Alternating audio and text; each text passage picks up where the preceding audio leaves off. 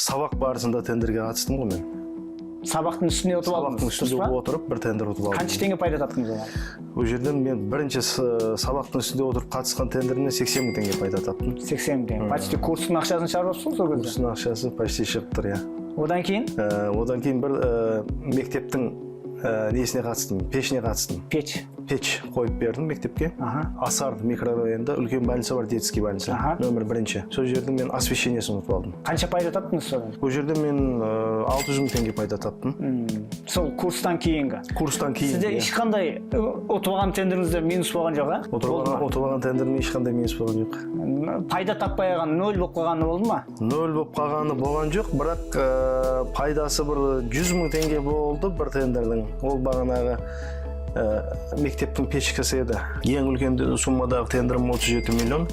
Бір мектептің ашық спорт алаңшасын орнату. Конкурс па? Конкурс, ашық конкурстан ұтып алдым. Қанша пайда таптыңыздар енді? Енді ол жерден бір 8 миллион мен 10 миллионның арасында пайда таптық. Келесі 2023-ке үлкен пландар құрып отырмыз.